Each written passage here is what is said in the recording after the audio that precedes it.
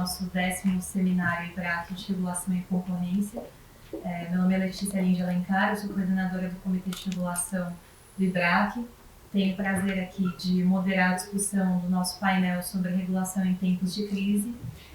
Primeiramente, gostaria de agradecer aos nossos convidados por gentilmente terem aceitado o convite para estarem aqui conosco, compartilhando sua experiência. Então, agradeço a pessoa da doutora Juliana, do doutor Tiago, da doutora Isadora Cohen também. É um prazer estar aqui com vocês. E, enfim, acho que antes de adentrar a temática do painel em si e passar aqui a exposição dos nossos convidados, queria só explicar um pouco do objetivo da escolha desse tema e explicar um pouco como isso se conecta com a vertente de pesquisa do Comitê de Regulação do IBRAC, né?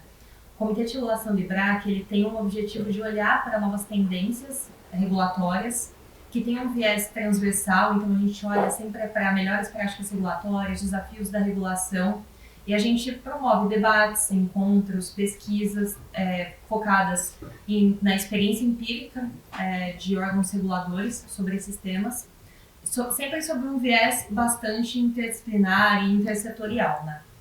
E o motivo pelo qual a gente fez a escolha desse recorte, né, de regulação em cenários de crise, que, de fato, acho que como colocado pelo professor Campilongo, acho que suscita interpretações muito diferentes com relação ao que se entende por crise, né? E a gente pode estar falando de crises econômicas, crises políticas, crises das mais variadas vertentes, mas o que a gente pensou aqui era em focar em alguns eventos, né, sobretudo aqueles relacionados às mudanças climáticas que a gente tem vivenciado nesses últimos anos, né? Então, acho que só alguns exemplos muito recentes, né? A gente teve as enchentes recentes no estado do Rio Grande do Sul. No ano passado, a gente teve a seca do Rio Madeira, que afetou diversos segmentos na região norte do país. A gente teve pandemia do coronavírus, enfim, uma série de outros eventos que têm ocorrido, né, infelizmente, diariamente no nosso país, mas também em outros lugares do mundo. E esse tipo de evento, ele tende a ser mais recorrente em razão das mudanças climáticas que a gente tem vivido. E justamente em função disso, em uma discussão aqui que a gente estava tendo no âmbito do comitê, a gente identificou que isso traz desafios bastante inéditos para órgãos reguladores, né? Como os órgãos reguladores eles estão enxergando, como eles vão se posicionar, porque isso demanda uma resposta rápida desses órgãos, o enfrentamento de situações imprevistas, uma interação variada com diferentes órgãos, diferentes entidades, diferentes esferas de governo, impactos variados em contratos, né, já assinados, entre outros aspectos que têm que ser avaliados e têm que ser dadas respostas com a celeridade que a urgência dessas situações demanda. Então, acho que a ideia é a gente discutir um pouco como os nossos expositores aqui têm encarado isso, como eles têm, enfim, quais aprendizados eles extraem, que tipo de desafios eles identificam desses cenários, e também, assim, tentar identificar de que forma as agências, em especial, né, os órgãos reguladores, a academia, enfim, pode contribuir também, em alguma medida, para uma atuação preventiva, que ainda é bastante incipiente, mas que já tem sido almejada e buscada por alguns setores. Então, só a título de exemplo, né, a ANTAC divulgou recentemente um estudo que ela conduziu com a AGIS, por meio de um convênio, em que eles fazem um diagnóstico do setor portuário, das instalações portuárias que estão mais suscetíveis a terem as suas atividades interrompidas em razão de eventos climáticos extremos. E aí, a partir disso, são analisadas medidas preventivas que podem ser adotadas, que tipo de ação pode ser adotada em cenários de contingência, enfim. Então, esse é um exemplo, né, de uma iniciativa pontual que foi divulgada aí nesse ano pela ANTAC, olhando ali para o setor portuário. Mas, enfim, talvez existam inúmeras outras. A ideia aqui é capturar um pouco disso aqui, de como os nossos convidados enxergam e qual a experiência deles nessa temática. Primeiramente, a gente vai ter a exposição do Dr. Tiago. Eu vou apresentar a experiência dele, na sequência da doutora Juliana e da doutora Isadora. O Dr. Tiago é diretor na ANAC, atuando também como diretor-presidente substituto. Antes de ingressar na diretoria, ele foi responsável por diversas superintendências na agência, destacando-se pela condução das concessões aeroportuárias e pela definição do modelo de governança da ANAC, que rende à agência prêmios de boas práticas de governança. Também trabalhou no Banco Central do Brasil e no Ministério do Planejamento, Desenvolvimento e Gestão. Thiago é especialista em políticas públicas e gestão governamental do Ministério da Gestão e Inovação em Serviços Públicos e professor de Economia e Regulação do Instituto Brasileiro de Desenvolvimento, Ensino e Pesquisa, o IDP. Dr. Thiago é doutor em Economia pela Universidade de Brasília, UNB. Então, Dr. Thiago, sem maiores delongas, pode iniciar a sua exposição, fica à vontade para diretamente alterar o PowerPoint. Tá bom, obrigado, Letícia. Bom dia, Juliana, Isadora, Letícia, todas e todas que nos assistem e que vamos assistir também, né, no YouTube depois. Bom, prazer estar aqui na principal escola de Direito do país, né? Primeira vez que eu estou aqui e com esse privilégio de poder falar para uma plateia tão seleta. Estou na Escola de Direito, pela leitura do meu currículo aqui, eu sou economista, né? Então vocês, por favor, me perdoem em caso de impropriedades jurídicas, mas são duas áreas, a Juliana não me deixa mentir, que elas são bastante relacionadas. Vou falar um pouquinho dos nossos contratos de concessão, e não é uma apresentação, é só para mostrar para vocês assim. A primeira coisa, transporte aéreo, pessoal, é super seguro, né? Quando a gente fala assim, risco, crise, né? Assim, a gente tem algumas nuances do transporte aéreo. Do ponto de vista de segurança, é o modal de transporte mais seguro, né? Que tem, graças a Deus, a menor quantidade de acidentes por quilômetro rodado, assento quilômetro, por qualquer medida. Enfim, porque o céu não tem acostamento e qualquer acidente é muito crítico e então os controles, a regulação é muito pesada e a cultura de segurança do setor é muito grande, né? Pois bem, isso do ponto de vista que a gente chama de regulação técnica, né, da parte técnica do setor. A parte econômica não é lá tão segura. Eu não sei se foi uma fala de um pesquisador, enfim, mas a gente costuma dizer no setor aéreo assim, você quer ganhar o seu primeiro milhão? Então, faz o seguinte, junta 1 bilhão e monta uma empresa aérea, né? Que você vai perder muito dinheiro. Enfim, vou mostrar aqui rapidamente, só para falar um pouquinho no contexto inicial que a gente concedeu o aeroporto, né? A primeira concessão foi em 2010, 2011 a primeira rodada, o primeiro contrato, e muito no contexto de muito crescimento da década de 2000, né, de 2000 para 2010, o tráfego aéreo, né, a gente pulou de 30 milhões para 100 milhões de passageiros, então mais do que triplicou, e com uma perspectiva de mais crescimento na outra década, a década nossa hoje passada, né, e com os eventos esportivos para acontecer no Brasil, né. Quem não lembra da hashtag Imagina na Copa, né? A gente via lá, pega numa fila do avião, aí faz uma selfie, imagina na Copa, né? Os nossos aeroportos, enfim, foi a dor do crescimento, né, o caos aéreo. Então a gente concedeu os aeroportos. Eu considero que as concessões elas foram bem sucedidas, sobretudo para os usuários, né? Eu tenho aqui alguns valores de CAPEX, né, de investimentos. Então, o governo conseguiu arrecadar mais de 30 bilhões de reais de outorga e os aeroportos passaram por um processo de investimento de mais de 20 bilhões de reais. Na década anterior, a Infraero, há 15 anos, isso em 5 anos, né? 15 anos anteriores, a Infraero tinha conseguido fazer 5 bilhões de investimentos. Então, é inegável, assim, quem anda por Brasília, Confins, Guarulhos está deixando um pouquinho a desejar, né? Teve a expansão do Terminal 3, enfim, mas quem vê, nota a expansão dos investimentos e como os aeroportos eles do Brasil passaram por um processo de expansão e melhoria de qualidade de serviço inegável. Temos um hall de players aqui, temos aí mais de 10 players. O Brasil é o país que tem a maior diversidade de players aeroportuários do mundo, né? Temos hoje 93% do tráfego de passageiros processados em aeroportos privatizados, concedidos, né? E players de 4 continentes e players domésticos também, né? CCR é um player de mobilidade, né, que já está em outros modais, mas também Socicam é um player de aviação regional. A XP entrou também agora, né, que é o Pax aí, tá?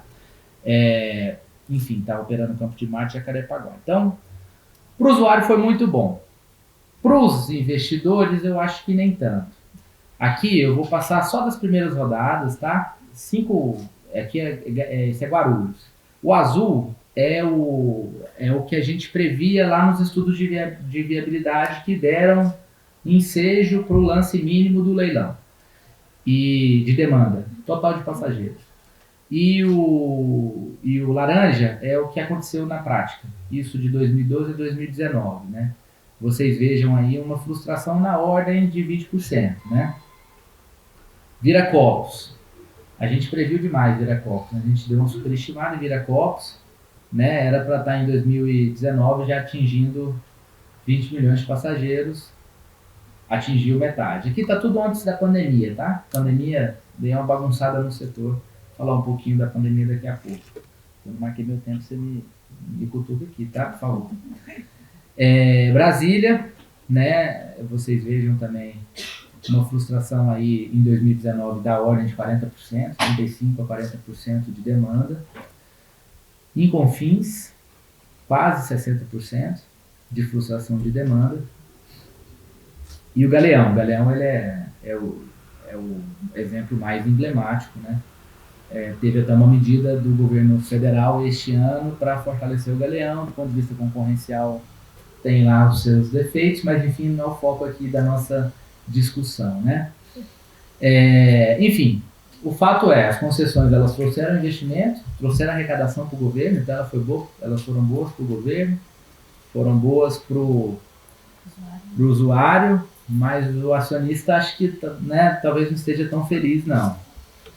E aí, mostrando um pouquinho do que aconteceu, né, na década passada. E a gente teve uma tempestade perfeita, né? Enfim, o Brasil em 2008 estava subindo lá, o Cristo Redentor estava decolando na The Economist 2009, em 2003 estava caindo, né? Enfim, foi uma reversão. Crise de commodity, ciclo de commodity se encerrou, crise econômica gerou efeito fiscal para os países, aí tem os nossos problemas internos também, crise política, Lava Jato, crise econômica, aí vou para o meu setor também, né? Quebra da Avianca em 2019, tem o aeroporto, por exemplo, de Salvador, ele tinha sido licitado em 2017, 30% do aeroporto era Avianca, simplesmente sumiu de uma hora para outra. Aqui tem os dados, né? Não vou entrar no detalhe. Covid, essa foi a maior crise. Eu tenho um livro, né? Que na verdade eu organizei um livro sobre os impactos da Covid no setor aéreo, né? Foi consensualmente a maior crise do setor aéreo da história, porque o combate inicial da Covid era restringir mobilidade. O setor aéreo é um setor de mobilidade, então a gente teve uma redução instantânea. A Juliana participou conosco lá, estava no governo, né? Da constituição da malha essencial, a gente teve uma redução instantânea de 90% da demanda do transporte aéreo. Enfim, aqui eu já estou adiantando, né? Vou falar um pouquinho de reequilíbrio de contrato. A gente já, por conta da Covid, a gente já fez um reequilíbrio até o ano. A gente está fazendo reequilíbrios anuais, né? Fizemos reequilíbrio logo no primeiro ano, né? É natural que ele vá caindo ao longo do tempo, mas já temos aí mais de 6 bilhões de reais reequilibrados a favor das concessionárias em razão da crise da Covid-19. Né? E a gente estima que esse reequilíbrio vai perdurar por alguns anos ainda, porque a gente tem que considerar uma demanda contrafactual para chegar, né? E o contrafactual é difícil, né? Só Deus que sabe, né? Bom, a gente também tem, infelizmente, no setor aéreo um ambiente de muita judicialização. Eu estava no Chile na comitiva do presidente Lula, agora, né, que segunda-feira, eu e o ministro Silvio Costa Filho tivemos uma reunião com o CEO da JetSmart, que é uma empresa low cost chilena. E ele falou que o faturamento da empresa para o Brasil, nos voos ela voa internacional aqui para o Brasil, o faturamento dela, aqui, dos voos no total, é 5, 7% da companhia, do faturamento da companhia. Porém, as causas judiciais da companhia nos voos dele para o Brasil representam 70% da companhia. Então, assim, é um fenômeno. Vamos ter um evento sobre isso. Isso aí, daqui a pouco a Juliana vai falar um pouquinho. no CNJ, para a gente tentar sensibilizar também o setor judiciário para a importância de melhorar, de resolver esse problema que acontece também no setor de saúde, já aconteceu no setor de telecomunicação, né? Enfim. Aqui tem alguns dados, já citei o caso da JetSmart, a crise do momento é Salgado Filho, essa foto ela é emblemática, né? O avião da Total, submerso, esse avião já saiu do aeroporto, né? Ele não teve danos estruturais, né? Obviamente teve que ir para manutenção, mas ele já decolou, já não está lá, o aeroporto está em obra atualmente, né? Enfim, aí resumindo, né, o nosso setor então, por que o setor aéreo ele é tão propício, ele tem tanto risco econômico? Porque ele é muito elástico com o PIB. Infelizmente, sobretudo no Brasil, infelizmente o nosso país ele vive de crise de 3 em 3 anos, né? Infelizmente, é uma constatação. E aí, a elasticidade de PIB do setor aéreo no Brasil é de 2,5 a 3. Ou seja, se o PIB cresce 2, o setor aéreo cresce 6. Se o PIB cresce 5, o setor aéreo cresce 15. Se o PIB cai 5, o setor aéreo cai 15. Né? Então, como ele é muito elástico e o nosso PIB varia muito, e de vez em quando varia muito para baixo, então a gente tem aí esses soluços muito grandes que geram esse contexto de instabilidade econômica do setor aéreo. Bom, falando especificamente de concessões, mas a gente pode falar, a ANAC também não é só poder concedente, ela também faz a regulação das empresas de transporte aéreo, a técnica e a econômica, né? Mas alguns tópicos para início de discussão e já para encerrar a minha fala, tá, Letícia? Modelo de outorga, né? Assim, a gente viu que a gente tem 2 grupos de concessionários. Uma das primeiras 3 rodadas que Guarulhos se encontra, Guarulhos e Viracopos, né, para falar dos aeroportos aqui da Terminal de São Paulo, se encontram nessas 3 rodadas, na segunda rodada. O ágio do leilão ele foi pago, ele contaminou o fluxo de caixa do projeto, ele foi dividido em parcelas anuais até o final da concessão, então ele contamina. Numa crise, a concessionária pede liquidez, tem que pagar outorga para o governo. A partir da 4ª rodada, o ágio passou a ser na cabeça, então ele afunda o custo antes de entrar. Quando ele afunda, ele não contamina o fluxo de caixa do projeto. Então isso foi uma lição, né? Esse modelo de pagamento de outorga, com o pagamento na cabeça e a outorga ao longo do contrato só, a alíquota de contribuição variável, que depende do faturamento da empresa, acaba que essa alíquota ela serve como um compartilhamento de risco, né? Poder público com o setor privado, com a concessionária. Se a demanda aumenta, o governo ganha mais, mas se a demanda cai, o governo ganha menos, né? O concessionário tem pagamento para o governo. Os contratos passaram a ser mais flexíveis. No primeiro momento, a gente tinha a premência de Copa, Olimpíadas, etc. Então, tinha muito investimento obrigatório. Olha, Confins, né? Quem é de Minas Gerais sabe o tamanho de Confins. Vocês viram lá a frustração de demanda que eu mostrei. Agora não, agora os investimentos são, até o primeiro investimento ele é baseado na demanda, então se a demanda frustrou, a concessionária pode investir menos. A gente tem uma matriz de risco, acho que a gente pode melhorar a nossa matriz de risco, e aí a questão ambiental ela vai ensejar o momento para a gente revisar a nossa matriz de risco, mas o fato a gente tem o caso fortuito, eventos de caso fortuito de força maior, são cobertos pelo governo, são risco do poder concedente, desde que não sejam seguráveis. Aí a pergunta do que é segurável é uma discussão danada. Na pandemia, ficou muito fácil, a gente está reequilibrando toda a Covid. Em Porto Alegre, a discussão que a gente está fazendo com a concessionária tinha seguro para enchente. Ela tinha seguro para enchente.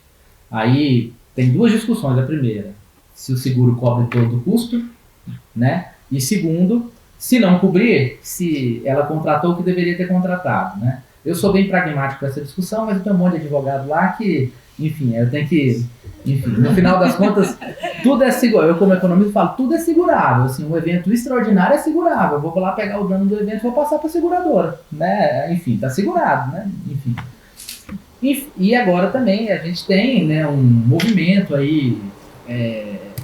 apoiado pelo Tribunal de Contas da União, né, pela própria AGU, de consensualismo, né, de um modelo de gestão contratual muito enrijecido, né, a gente tem agora sido instado a ter posturas, processos de negociações junto ao TCU ou junto à AGU. Isso ajuda também, não na mitigação, mas no tratamento dos riscos quando eles ocorrem na questão econômica de uma concessão.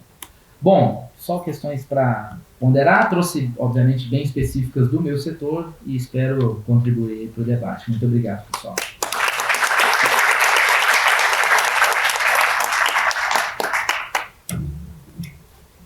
Excelente, muito instigante a exposição do Dr. Thiago. Vou passar a palavra agora para a doutora Juliana, que atualmente é membro da CEPORTOS, que é uma comissão constituída pela Câmara dos Deputados para revisitar a legislação portuária. Juliana também foi procuradora-chefe da Procuradoria Federal especializada no Conselho Administrativo de Defesa Econômica, já atuou em diversos outros órgãos públicos, como no Senacom, então ela tem uma experiência bastante transversal na área de regulação, concorrência, na parte de consumo. Juliana é também professora doutora de Direito Econômico na USP, doutora pela PUC São Paulo e mestre pela Universidade Federal de Santa Catarina. Então, fica à vontade. Muito obrigada, bom dia a todos e todas. Uma alegria estar aqui com vocês. Estar aqui sentado ao lado do Thiago, sem ter que resolver nenhuma crise, já é um grande alívio. Dividir essa mesa com você, Letícia, Isadora. Queria agradecer ao IBRAC pelo convite. Agradeço, obviamente, aqui em nome do nosso presidente Enem, do Matheus Adame, da minha querida amiga Patrícia. É uma alegria realmente poder contribuir com os trabalhos do IBRAC.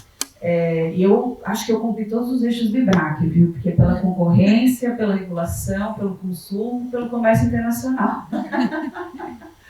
Então, muito bom poder ter um evento presencial, né? A gente estava falando aqui de crise, eu acho que o coronavírus, ele foi um momento muito diferente das outras crises que nós aqui já vivenciamos e estamos vivenciando. O Thiago mostrou uma foto do aeroporto, lá em Porto Alegre, e nós vamos continuar tendo, né, pequenos ou grandes momentos de crise. Mas eu acho que no período pandêmico, a crise ela foi um pouco mais desafiadora para os reguladores, e a época eu fazia a regulação das relações de consumo, e o Thiago já estava também na ANAC, então sofreu imediatamente os efeitos da pandemia, porque todos os reguladores sentiram, mas a ANAC foi a primeira a sentir, porque quando você tem mais de 90% da malha aérea no chão, né, vocês devem imaginar os efeitos sistêmicos que naquela época nós tivemos e quantos problemas de direito do consumidor nós tivemos. Né, que não eram só as passagens aéreas, tínhamos problemas com os hotéis, com reservas, enfim. Uma situação bastante complexa para achar uma solução que fosse uma solução racional, que realmente levasse em consideração o consequencialismo. Eu acho que esse foi um ponto também importante à época para compartilhar com todos vocês, que as medidas que foram tomadas foram medidas analisadas de uma forma que até então não eram. Eu acho que o grande efeito inovador foi essa aproximação entre o direito concorrencial, de consumo e o regulatório para encontrar soluções no momento de uma grande crise. E só para dar um exemplo, o Thiago foi falando, eu fui lembrando de alguns eventos. Nós estivemos num evento pouquíssimo antes da pandemia chegar, no CAD, trabalhando exatamente com esse tema das low costs, né? E de uma forma bastante transversal, trazendo na perspectiva regulatória, na perspectiva concorrencial, na consumerista, o que acontecia, o que estava acontecendo, o que poderíamos fazer para pavimentar espaços para que nós tivéssemos, então, mais competitividade, mais empresas interessadas em atuar no Brasil. E naquela época também havia a empresa argentina compartilhando dados sobre a judicialização no Brasil. Então, vocês imaginam que num momento como esse que nós estamos, né, aqui tratando nesse painel, que são momentos não imaginados, né, ou é o caso fortuito, é a força maior. Quando nós temos as situações, até pela cultura jurídica que nós temos no nosso país, a tendência é ter um crescimento nas demandas judiciais, que não resolve. Né? Então, eu acho que é aquela história do enxugar gelo. Né? Você entrar com a medida não vai resolver ali o que está causando aquele problema. Então, no caso, por exemplo, da pandemia, foi muito interessante porque um item que foi o primeiro que chamou a atenção e eu estou falando agora numa perspectiva também que envolve dupla regulação, todos devem se recordar que quando a pandemia estava chegando, aliás, a primeira informação que eu tive efetivamente que a pandemia chegaria no Brasil foi da ANAC, né? E imediatamente a ANAC disse, prepare-se que está chegando. E era uma coisa que você via na televisão, estava na China, de repente estava na Europa e vai chegar. E ninguém sabia os efeitos, ninguém sabia quanto tempo, ninguém sabia nada. Basicamente, imagine essa situação, né? Se a gente já reclama que tem uma falha imensa, né? Que a gente tem que trabalhar na regulação, na concorrência, para mitigar simetrias informacionais, né? Veja, a gente tinha ali uma simetria informacional profunda. E com os melhores dados disponíveis, nós tínhamos que achar, então, soluções regulatórias adequadas e para vários temas. Então, para pegar um tema que todo mundo conhece, foi o álcool em gel. Então, o álcool em gel, as pessoas começaram a querer estocar álcool em gel. Não era um produto do nosso dia a dia. Né? E por conta também da informação que chegava, que não era uma informação de melhor qualidade, as pessoas compravam e começaram a querer estocar também o produto, o que gerou, obviamente, a escassez do produto e, consequentemente, o aumento do preço do produto. Né? Então, naquele momento, como secretária nacional do consumidor, eu ouvia muitas demandas, principalmente dos outros órgãos de defesa do consumidor. No Brasil, nós temos hoje mais de 1000 PROCONs, temos as defensorias públicas do consumidor, o Ministério Público do Consumidor. É uma grande comunidade, né, com olhares diferentes. Então, são muitos atores, é totalmente diferente do CAD, né, em termos do diálogo que você tem e das formas, a forma como as pessoas pensam, né, as suas próprias crenças. Né. Então, havia uma pressão muito grande para tabelarmos preço. E quem viveu nos anos 80, como eu vivi, Patrícia, a gente conversava sobre isso com uma professora da Universidade de Glasgow que veio nos visitar, quem viveu isso sabe que não foi uma boa solução. Quem acompanha a Argentina sabe que não tem sido uma boa solução. Então, às vezes, eu acho que existe, no afã de querer resolver uma crise rapidamente, aquelas soluções muito fáceis são as que eu mais desconfio, né? Porque você está tirando, na verdade, não está tirando uma fotografia completa da situação e, ao mesmo tempo, está tentando buscar rapidamente solucionar um tema que precisa ter um olhar não só do momento, né, mas o que virá depois. Então, o que nós fizemos que foi tão diferente, que tem relação com o tema desse painel e que tem relação com concorrência, regulação, com o direito do consumidor? Naquele momento, a primeira coisa que foi feita pela Secretaria Nacional do Consumidor foi dialogar com a reguladora, com a Anvisa, para entender esse mercado. Como o mercado era abastecido no Brasil? Esse produto era possível de ser fabricado no Brasil em um volume maior, porque o consumo aumentou. Ou seja, nós fomos atrás de dados do mercado para compreender o mercado, para verificar dentro daquele mercado o que poderia ser feito para mitigar alguma falha, eventualmente regulatória. Como de fato, ali não havia uma falha, mas foi feita uma flexibilização regulatória. A Anvisa esteve depois comigo num debate sobre esse tema, foi feita uma flexibilização para a produção de álcool em gel. Então, rapidamente, o mercado se ajustou. Eu não sei se vocês vão se recordar disso. Empresas, inclusive, que produziam álcool para bebidas, né, começaram a produzir álcool em gel.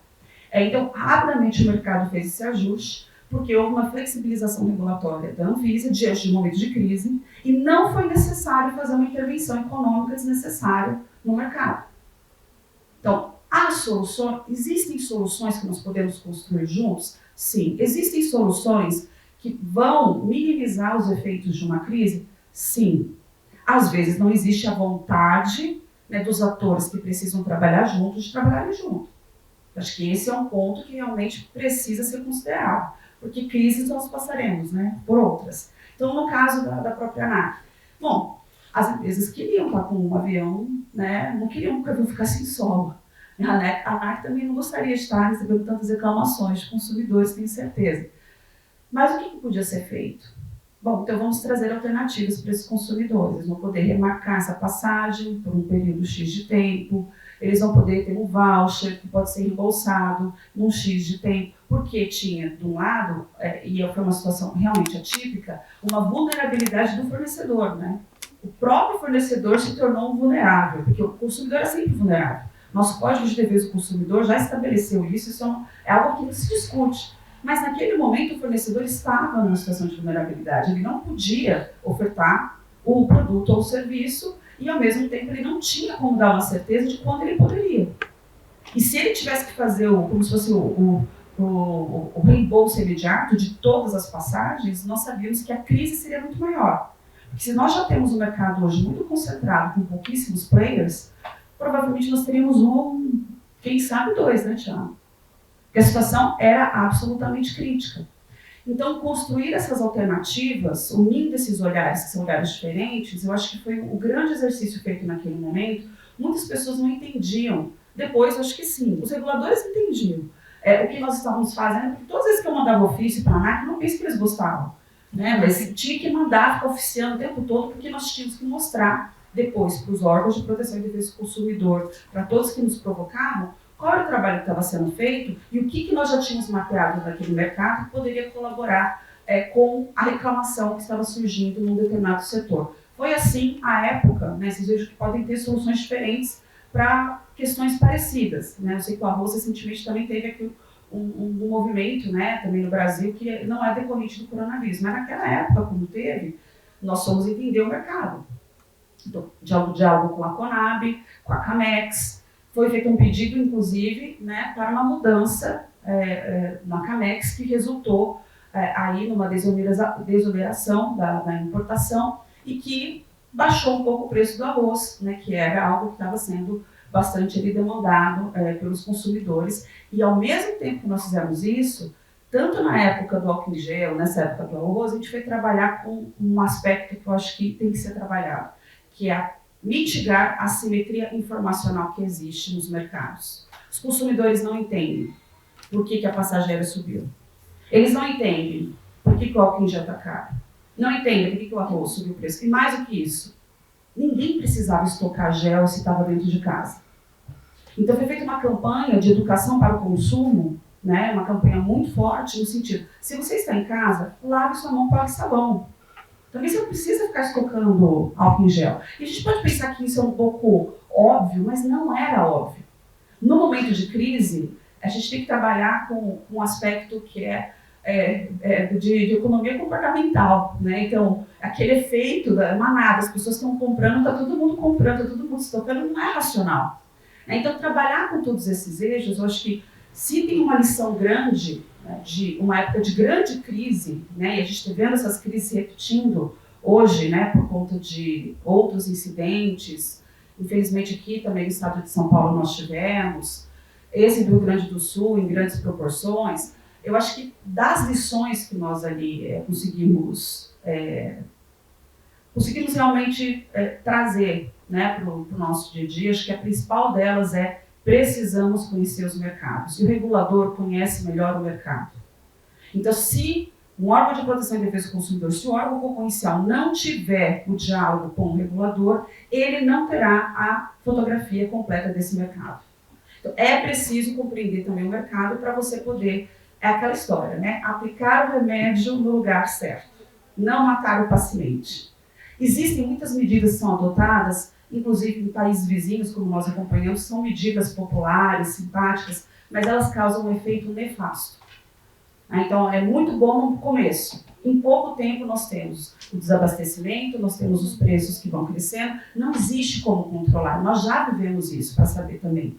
Então, acho que tem, dentro desse contexto do diálogo que nós estamos aqui promovendo, né, em todos os setores que regulados de alguma forma, como eu disse, sentiram a pandemia, em alguns momentos, como nós fomos analisar o mercado, não era um problema de consumidor, era um problema concorrencial. Então, o que nós fazíamos? Nós encaminhávamos o processo, já instruído, com uma análise prévia do mercado, para o órgão de defesa da concorrência. Ah, mas o órgão de defesa da concorrência tem que imediatamente tomar uma decisão? O órgão tem sua independência. Se ele vai tomar ou não vai tomar, aí já é um segundo capítulo, óbvio, mas o fato é que, tendo esses dados, essas informações, você sabe para onde encaminhar, né? Que às vezes sozinho não vai conseguir realmente resolver um problema que é um problema mais complexo, que vai envolver aí setores que são setores, inclusive, né, o próprio consumidor, aqui, afinal, ele não tem alternativas de substituição. Eu acho que eu falei muito já, né? Eu não sei quanto tempo eu tenho, eu não monitorei aqui. Acho que Dá para encerrar em uns 2 minutos? Ótimo, não, sem problema nenhum. Sem problema nenhum. Então, eu achei muito interessante vocês terem colocado esse tema, a questão mesmo do que é um preço abusivo. Eu acho que esse foi um tema que, para mim, me pareceu que eu estava dentro do estádio Corinthians versus Palmeiras. Né? Porque, da mesma forma que nós temos, dentro do Código de Defesa do Consumidor, um tipo que existe como uma prática abusiva. Se eu perguntar hoje para vocês aqui, eu gostaria que alguém me respondesse o que é preço abusivo. E aí, eu digo isso porque, se essa resposta não é possível, então a gente vai ter que explicar o que não é abusivo. Então, nós começamos a fazer, dentro desse mapeamento, foi feito um trabalho junto com o CAD, com o Ministério da Economia, com os órgãos de proteção e defesa do consumidor, a ANAC participou, dentro da comissão, né, que nós montamos no Conselho Nacional de Defesa do Consumidor, a época que eu presidi, foi feito um grupo de trabalho, foram 3 relatórios diferentes, depois foram unificados, primeiro para explicar o que não é abusivo. Pode parecer pouco, mas foi muito. Porque quando você começa uma discussão, isso é abusivo, mas me explica por que é abusivo. Porque ontem era 10, amanhã 80. Só isso já é suficiente para você dizer que é uma abusividade? Né? E os olhares eram olhares, e isso é muito importante, ter esse olhar realmente mais transversal, eram olhares muito voltados ao preço final. O preço subiu, logo a abusividade existe. E não é assim que funciona. Na pandemia mesmo, as cadeias de produção, vocês sabem que elas são globais. Então, alguns insumos não chegavam no Brasil, o preço subia de um determinado produto. E aí, o que você vai fazer? Você vai fazer o quê para baixar o preço? Se o produtor, o preço dele agora é outro, porque realmente agora ele está tendo que usar um insumo alternativo ou um insumo nacional, que é mais caro, o preço final do produto é mais caro. A passagem aérea depois, ela não ficou mais do mesmo preço. Tem explicação racional para isso? Claro que tem explicação racional para isso. Então, você vai atacar a empresa que teve que ficar separada, porque ela foi obrigada a isso, é uma medida sanitária, a ofertar um preço que não paga o próprio custo dela. Então, o preço, essa ideia de preço, eu acho que e realmente a gente tem um problema. Essa faculdade não, né? A Universidade de São Paulo costuma dizer que ela realmente é uma gota dentro de um grande oceano, porque vocês têm revolução, vocês têm concorrência, vocês têm defesa do consumidor, vocês aprendem essas matérias. Introdução à economia. Mas a maior parte das pessoas que são formadas em direito, né, independentemente das atividades de desempenho, elas não têm isso. Elas não têm. Então, é um diálogo que começa muito difícil, né, até você conseguir convencer de que a medida que estão, né, tabelar preço não é a melhor. E foram só uma semana, a gente recebeu 48 propostas de tabelamento de preço, propostas legislativas, numa semana, de diferentes lugares. Fizeram aqui, tentaram criar uma espécie de desconto uniformizado para as instituições de ensino privado. Precisou chegar no STF, a ministra Rosa Weber, confirmar uma medida que a Senacom já tinha adotado, mostrando, não que não podia dar desconto nem nada, mas que não era possível tratar aquele mercado como um mercado homogêneo. Vocês imaginam todas as escolas aqui, né, da cidade de São Paulo, e você dizer que todas têm a mesma estrutura de custo. Isso não é verdade, mas precisou chegar no Supremo. Né? Então, aí tem uma confirmação. Então, isso já mostra também uma dificuldade que eu acho que ainda nós temos com o que já está na LINDB, que eu acho que tem que ser respeitado, que é o consequencialismo jurídico. Né? Então, a tomada de decisão pelo regulador, para quem está ali à frente, fazendo política pública, precisando tomar essas decisões em momentos de crise, precisa ser um olhar consequencialista. E com isso eu vou terminar, para poder ouvir a Isadora, mas gostaria de agradecer a oportunidade de poder estar aqui com vocês. Eu aprendo demais sempre e é uma honra poder contribuir com o IBRAC. Muito obrigada.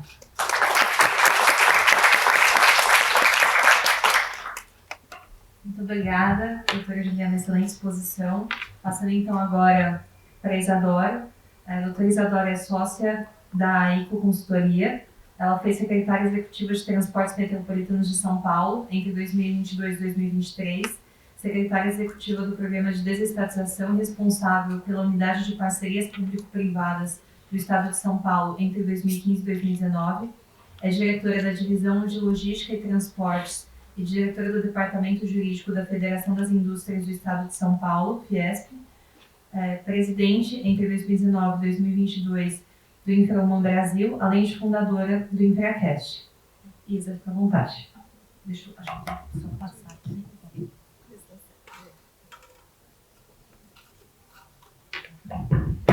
Bom dia a todos. É uma honra enorme poder contribuir com o IBRAC nesse 10º congresso. Que bacana estar aqui ao lado dos meus colegas Juliana, Thiago, com quem eu também sempre discuto eventos de crise. Coitado do Thiago, né? A gente apresenta ele assim, vai discutir uma crise, chama o Thiago. É o que tem acontecido. Enfim, quando a doutora Letícia me fez esse convite de estar aqui hoje, vi o nome, né, dos painelistas e falei, lá vou eu mais uma vez encontrar o Dr. Thiago, com quem estive há cerca de um ano discutindo também a CSEX Consenso e mais uma crise, como a gente lidava com ela no âmbito dessas discussões. Aliás, vou tangenciar um pouquinho disso, pegando o gancho do que o Dr. Thiago colocou aqui. Obrigada, doutora Letícia, em nome de quem eu cumprimento todos os presentes. É uma honra poder falar ao lado da Letícia. A gente já se conhece há 20 anos, enfim, acho que um pouquinho menos. Então, se eu chamar ela de Lê, é por isso, ela é minha grande amiga e ela sempre foi uma mulher extraordinária. Nós nos conhecemos na Escola de Formação da Sociedade Brasileira de Direito Público e de lá se formou uma grande amizade, uma admiração enorme. Então, muito obrigada pelo convite, é uma honra enorme. E também queria enaltecer aqui, já que a Letícia falou, né, enfim, sou uma das fundadoras do Infrahuman Brasil, e enaltecer a presença de mulheres, tanto na composição desse painel e dos demais painéis, e também na plateia. Queria saudar aqui a minha querida Helena Landau, que eu tanto admiro, e em nome dela agradecer a presença de todas as mulheres. É muito bacana ver como cada vez mais nos setores regulados a gente tem uma presença tão importante das mulheres fazendo a política pública, que antes estava muito associada à força física, né? Então acho que de alguma forma foi formada mesmo por mentes brilhantes, de homens muito capazes, mas que cada vez mais, até o tema da concorrência, né? O tema das novas tecnologias, da inovação, foi permitindo que as mulheres chegassem mais pertinho e pudessem juntas protagonizar esses caminhos. Bom, eu sempre tenho um roteiro e nunca sigo, porque eu fico tão entusiasmada com os painelistas e eu quero sempre comentar aquilo que foi falado, né? Bom, para começar falando justamente do que o Dr. Thiago trouxe, né? A gente tem os setores regulados sendo muito marcados sempre por grandes crises. Há um ano, como eu disse, nós estávamos discutindo a CSEX Consenso, formada no âmbito do Tribunal de Contas da União, que foi justamente um locus importante para discutir o que fazer num cenário de grandes restrições econômicas, enfim, num cenário em que todos os contratos, não vou falar todos, mas a parte relevante dos contratos das rodadas de concessões aeroportuárias e rodoviárias, de alguma forma, restaram prejudicados antes mesmo da pandemia, com crises que aconteceram em 2013, 2014, 2015. Eu não estou falando de crises pequenas, crises orçamentárias, fiscais, institucionais, políticas. A gente teve impeachment. Isso não é pouca coisa, ainda mais para os cenários nos quais a gente atua. E com o impeachment, com a crise institucional, que inclusive foi citada pelo Dr. Thiago aqui, a Lava Jato, a gente teve também uma recessão, digamos assim, ou uma frustração de algo que era uma promessa da economia, de poder contar, por exemplo, com o crédito do BNDES. Com toda a crise reputacional que se criou, era impossível a gente acessar esses recursos, ainda que eventualmente eles estivessem disponíveis. E isso gerou um efeito em cascata, um efeito em cadeia, que no fim das contas acabou frustrando também a possibilidade, a capacidade de pagamento das grandes outorgas mencionadas até pelo Dr. Thiago. E olha que interessante, do ponto de vista concorrencial aqui, mesclando com os nossos setores regulados. A primeira alternativa que se pensou foi, bom, vamos relicitar, colocar para a concorrência. A gente já tem projetos que foram tentados nesse formato, longo prazo, por que não relicitar? Foi feita toda uma correria na crise, a gente corre mesmo, como disse a doutora Juliana, a gente corre, precisa informar, precisa, enfim, primeiro você sentar e entender o que está acontecendo, aí depois você precisa fazer um plano de ação, informar a sociedade, é uma loucura. E aí, naquele momento, corremos todos para aprovar uma lei que demanda um diálogo institucional, enfim, interfederativo, interpoderes, para a gente poder aprovar o que seria a lei da licitação, da relicitação desses ativos. O que acabou acontecendo foi que, no fim das contas, essa alternativa que foi pensada talvez não tenha sido suficiente para lidar com os problemas que a crise nos mostrou naquele momento. E aí, olha que interessante, a gente migrou para um universo de consensualismo, de consensualidade, tal como a doutora Juliana falou, que foi muito marcante na atuação dela junto aí, né, ao consumidor. O consensualismo, nessa instância, é algo muito inusitado. E aí vou tentar trazer um pouquinho para o meu roteiro para falar de 3 pontos. Um é, como disse o Dr. Thiago, afunda capital intensivo nos setores regulados, porque realmente a gente investe em capital e isso de fato justifica contratações de longo prazo, e essas contratações de longo prazo, elas são uma realidade para a gente importante. Hoje o Brasil é um dos países com maior número de concessões, então a nossa economia, né, ela é muito fundada também nessas parcerias que são feitas entre o poder concedente e a iniciativa privada, nos setores que são marcados pela regulação que é feita pelas agências. Então esse é o primeiro ponto que eu vou abordar muito rapidamente. O segundo ponto é como a gente tem um desafio da regulação, também não só em função desse longo prazo, a gente tem que cuidar disso, mas em especial porque nos momentos de crise a gente também tem muita inovação. É uma correria, é uma loucura, mas é nesses momentos, né, são nesses momentos que a gente consegue ter um olhar para aquele problema que se apresenta e de alguma forma a gente não está satisfeito com a solução. Então alguma coisa tem que ser feita. E aí vem processos enormes de inovação. Por mais triste que seja, tem muitos estudos que mostram que as guerras, as grandes guerras, as menores guerras, porque aliás a gente está vivendo também guerra da Ucrânia, guerra Palestina-Israel, a gente está vivendo em crise o tempo inteiro, isso muda a dinâmica de tudo. As guerras, elas também impulsionam a revolução tecnológica, a inovação.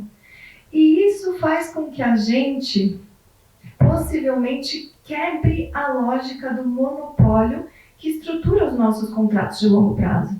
Porque soluções inovadoras vão se apresentando e faz com que a gente questione, poxa vida, mas eu afundei esse capital inteiro e ali no InfraWomen a gente estava levantando, aqui coordenados pela nossa Helena, que também é nossa chefe aí no conselho do InfraWomen, soluções tecnológicas para poder limpar a água da chuva no Rio Grande do Sul para ser apropriada para consumo. Poxa vida, mas e a Corsa acabou de ser privatizada, o que a gente faz com isso? Pois é, a gente vai ter que dar respostas regulatórias para isso também. E um último ponto, a doutora Letícia me pediu para que eu fosse muito prática e pragmática e trouxesse exemplos sobre o que eu tenho visto acontecer na prática. E pegando um gancho do que o doutor Thiago falou, falar sobre os seguros e o mercado securitário, que cada vez mais tem sido chamado para dialogar com a gente. É difícil, porque eles sempre estiveram numa postura muito confortável, como disse o Dr. Thiago. Puxa vida, eu tenho que ficar discutindo com os advogados o que é segurável, o que não é segurável. E pior, depois que eu falo, esse risco aqui é segurável, bastava você ter contratado um seguro, aí para fazer o contencioso, entre aspas, contra a seguradora, é mais uns 100 anos de discussão. Então, sobre esses 3 pontos eu vou falar muito, muito brevemente. Bom, como eu disse para vocês, o dia a dia dos contratos de concessões é esse mesmo. Longo prazo, capital intensivo, muito investimento e faz sentido que a gente tenha, então, portanto, muitos anos para a amortização desse capital que foi investido. O interessante é notar, né, aqui tangenciando os temas de concorrência, que a concorrência existe, mas ela é feita num momento específico, que é o momento da licitação desse ativo. É possível ter concorrência durante esse processo? Olha, quando a gente trabalha com essa teoria do monopólio natural, e aí as rodovias, os portos, as ferrovias, olha, a primeira resposta que a gente dá é não. Né? Esse cara, ele está lá, ele foi instado a fazer uma série de investimentos e ele vai fazer esses investimentos contanto que ele tem aqui a possibilidade de explorar esse ativo em regime em que ele é o provedor principal ou o único naquele ativo específico. Bom, e aí a gente começa a ter uma série de dificuldades quando acontece a inovação, porque a gente é de um tempo em que os contratos de concessão, inclusive, não podiam ter subcontratação. Vocês lembram disso? Nossa, que discussão que a gente fez para poder tirar essa máxima que era repetida mundo afora, mundo não, Brasil afora, e que falava, olha, não, se você é o concessionário aqui, você tem todas as expertises, por que você tem que subcontratar? E foi uma batalha que a gente foi ganhando e mostrando que, olha, é importante subcontratar até para trazer mais eficiência para o serviço que está sendo prestado. Mas a referência, o centro de imputação das responsabilidades continua sendo a casca da sociedade de propósito específico. É verdade. Mas com possibilidades agora de subcontratações, até a subcontratação qualificada, que foi um tema aí que foi pensado nos últimos tempos. Pois é, quando a gente tem a inovação, é difícil a gente se deparar com essa nossa decisão de ter feito uma contratação de longo prazo.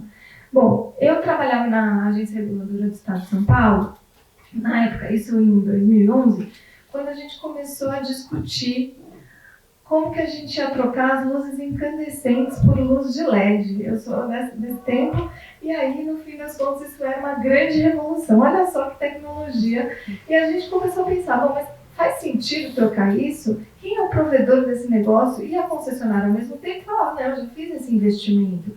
Para eu fazer um novo investimento, eu preciso ter um incentivo. Bom, e isso vai, entre aspas, rompendo com aquela lógica de que, se eu contratei um negócio lá no ano 1 e eu estou no ano 15 discutindo isso, talvez eu tenha que ter alguma flexibilidade, é isso que o Dr. Thiago estava falando, alguma flexibilidade para poder trazer as inovações.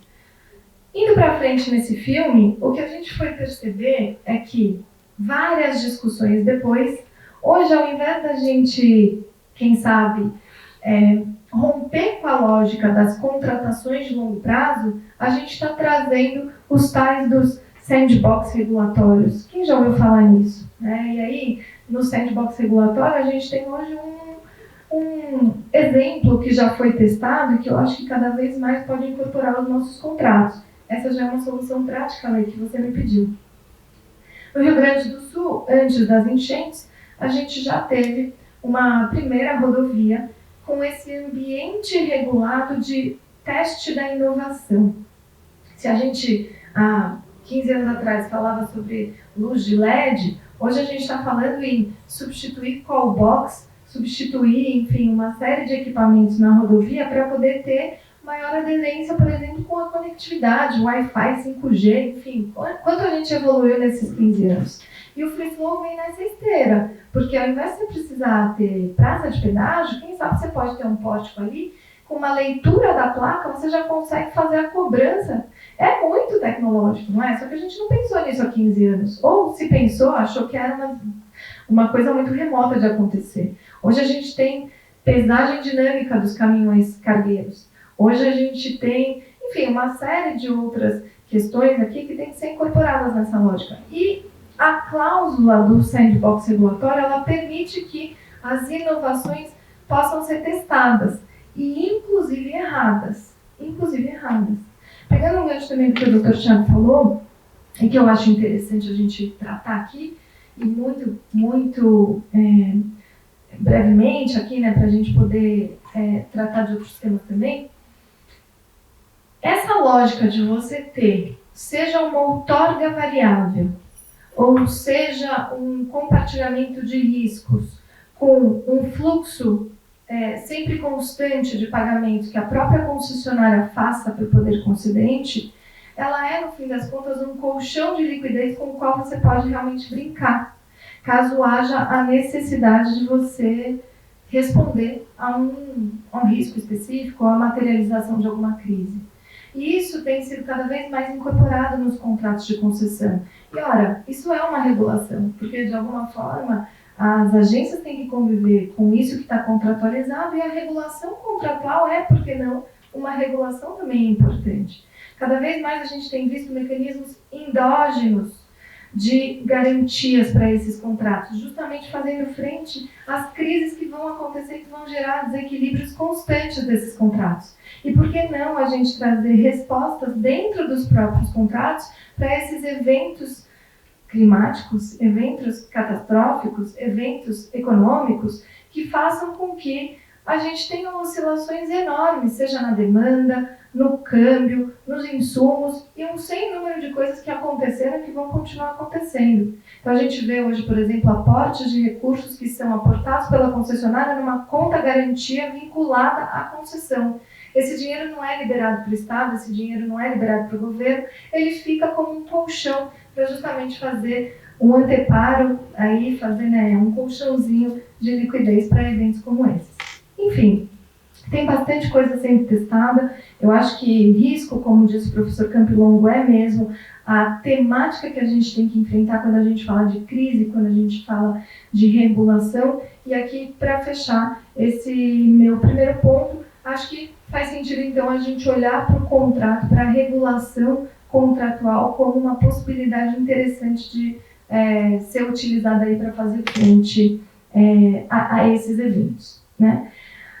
E os contratos resilientes, eles vão ser aqueles mesmo que conseguem prever espaço para as inovações. Ou seja, embora a gente precise ter uma previsibilidade nesses contratos, porque afinal de contas, é nesse momento que a gente tem a concorrência, no momento da licitação, é quando a gente prevê o que pode acontecer, mas a gente cada vez mais entender que é muito difícil num ambiente de total pulsão inovadora, a gente conseguir prever o que vai acontecer daqui a 5 anos. Então, trazer essa resiliência por meio de instrumentos que tragam alguma flexibilidade negocial e, enfim, por que não dizer, de consensualidade para esse ambiente.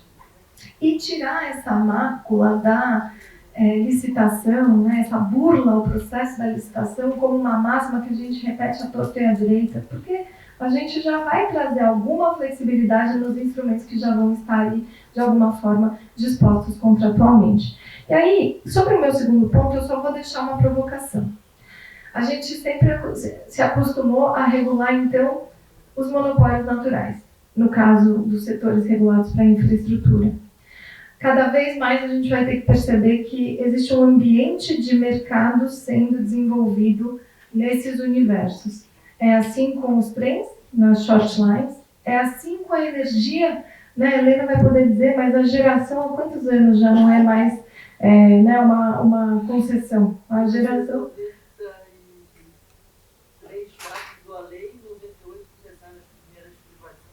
Pois é. Helena, nossa rainha das privatizações. E quem não aprendeu com a Helena sobre esse tema? E assim, cada vez mais a gente vai ver que o mercado vai se desenvolvendo e vai se tornando até um pouco mais leve com essas inovações.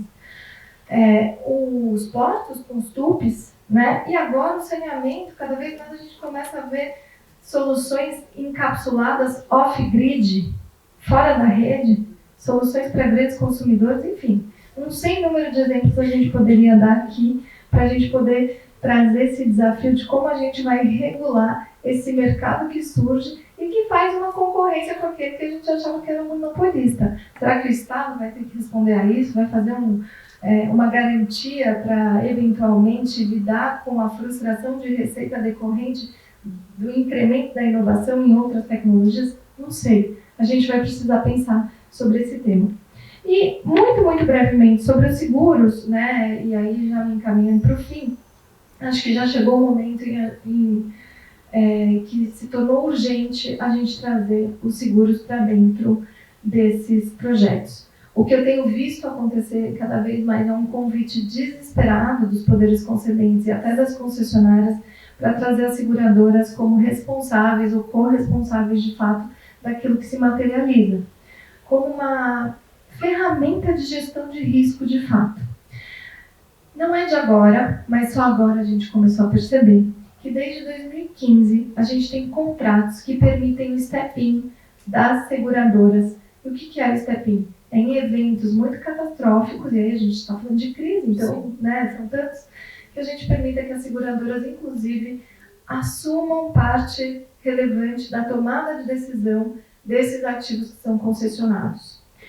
Desde 2015, a gente tem a possibilidade oferecida para financiadores, seguradores, garantidores. E a nova lei de licitações trouxe também um olhar cuidadoso para isso. Tanto é assim que em Mato Grosso tem uma inovação sendo testada muito interessante, que é a cláusula de retomada. E lá, os primeiros contratos de empreitada saíram com a cláusula de retomada, permitindo ao segurador, que vai ter um prêmio maior, que ele acompanhe tudo o que acontece na empreitada, e isso também é verdade no contrato, por exemplo, da Entrevias aqui em São Paulo, por meio de um sistema que é desenvolvido pela concessionária e que tem uma interface com a gestora da seguradora e tem uma interface com o poder concedente. Se tem multa, se tem um evento, se tem, enfim, uma série de questões que podem acontecer no processamento desses contratos, a seguradora fica sabendo automaticamente. Automaticidade, é verdade, é a palavra da vez também, né? Cada vez mais a gente tem incrementado os nossos contratos de concessão e a regulação está atenta a isso, para trazer dispositivos e sistemas que possam, eventualmente, apitar quando há uma crise ou prevenir para que elas não aconteçam. Em Mato Grosso também, a gente tem hoje a exigência de sistemas de câmeras inteligentes, tipo aquelas das Smart Cities, para avisar se houver um evento de extrema seca ou um evento, por exemplo, como que aconteceu no Rio Grande do Sul. É um fator mitigador e aos poucos a gente tem cada vez mais prestado atenção a isso. Bom, eu acho que assim, nesses breves 20 minutos era o que eu tinha para dizer. Eu fico absolutamente à disposição para os debates, para as dúvidas e mais uma vez agradecer a todos pela atenção, aos colegas de painel pelas brilhantes exposições e à doutora Letícia pela amizade e pelo convite a quem sempre vão honrar. Obrigada.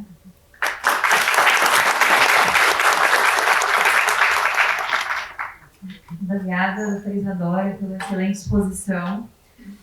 Bom, pessoal, infelizmente a gente está super no limite aqui do tempo. A gente não vai conseguir seguir para uma rodada de debates, mas eu acho que as 3 exposições foram brilhantes, extremamente ricas.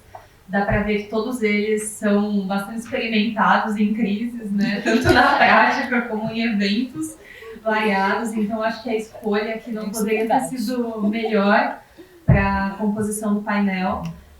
Acho que só uma reflexão interessante, né? Que da fala de todos eles, a gente consegue extrair que existe muito espaço, né, para outras formas de interlocução entre a administração pública e iniciativa privada e sociedade e diversos stakeholders, né? Acho que fica muito evidente como aquele paradigma de atuação estatal mais vertical já não tem mais cabimento, já não tem mais espaço.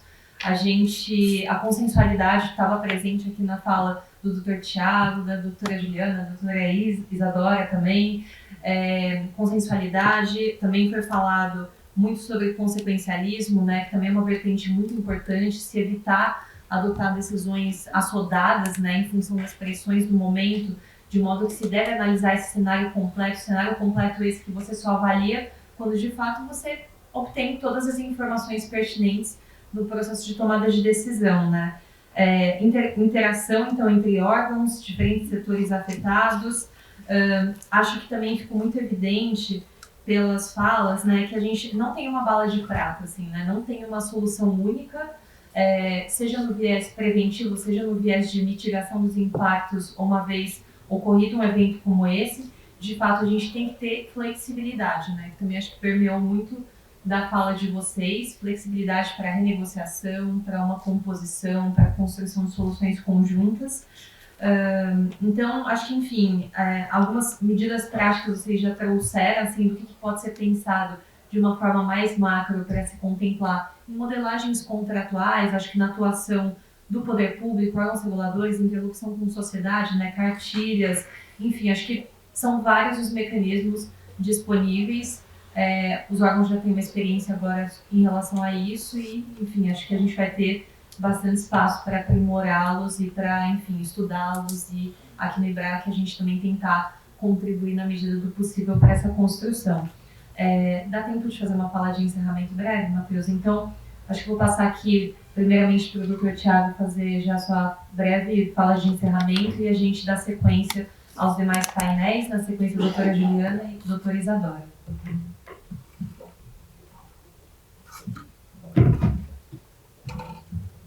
Obrigado, Letícia. Bom, um agradecimento para todo mundo pelo convite aqui, pelo IBRAC, para todo mundo que está assistindo aí. Acho que a doutora Letícia resumiu muito bem aí o que nós discutimos o que nós apresentamos e, enfim, alguns apontamentos gerais. Infelizmente, o Brasil é um país muito instável. Essa instabilidade acaba se refletindo nos negócios, inclusive nos negócios regulados, que têm a peculiaridade de serem regulados, né? Ou seja, tem que seguir regras e, enfim, às vezes essas regras são, no momento de crise, no momento de estresse, essa regra acaba sendo mais uma restrição com que o acionista tem que lidar, e então a gente tem tudo isso que foi mencionado aí. E flexibilidade, sim, é claro que a gente tem um trade-off entre flexibilidade e segurança jurídica também, sobretudo para quem está lidando lá no começo, mas enfim, né, razoabilidade não faz mal para ninguém. Então acho que esse é o grande recado. E, enfim, é isso aí. Muito obrigado a todo mundo e bom fim de semana.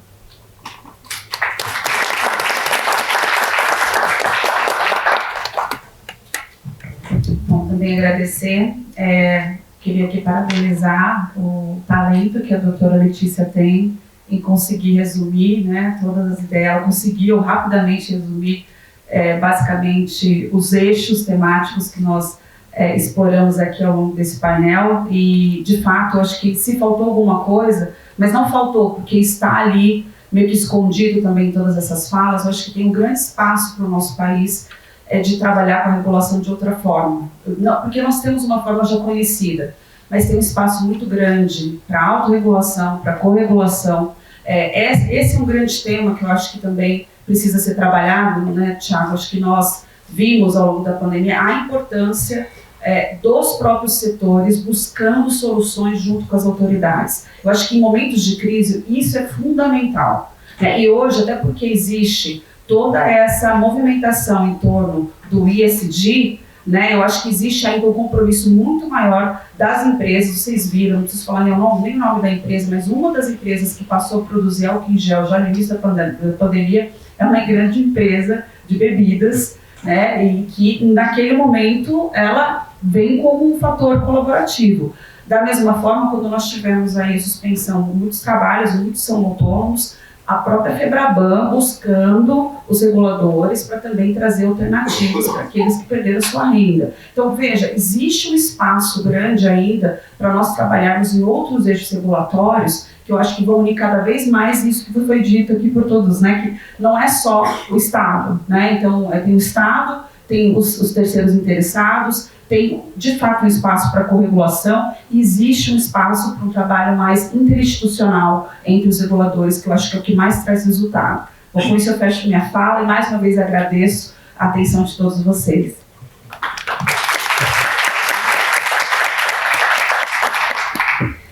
Bom, a minha mensagem também é de otimismo. Eu acho que, assim como a doutora Ju, a gente tem, de fato, uma atenção voltada para o momento e para todos os momentos de crise, tanto do regulador quanto da iniciativa privada. E acho que o Brasil, por mais caótico que seja, né, a Helena falou assim, a Letícia falou, espero que a gente possa não discutir crise. Na verdade, a Isa já é muito experimentada em crise. A Helena falou, assim como todos os brasileiros, porque é verdade, né, pessoal? A gente está aqui acostumado a lidar, mas acho que isso é a nossa resiliência, a nossa força, tem moldado os nossos processos. Acho que de alguma forma o regulador também está olhando para isso com cuidado, com carinho, com ganas de tornar o nosso investimento, o nosso investidor cada vez mais seguro, e acho que o futuro nos reservará boas notícias a respeito de um fortalecimento da regulação, do fortalecimento do ambiente institucional, lúcido para o enfrentamento dos problemas e também para o reconhecimento de que o Brasil ainda precisa dar um salto. Mas estamos no caminho. Obrigada mais uma vez ao IBRAC, parabéns e obrigada a todos.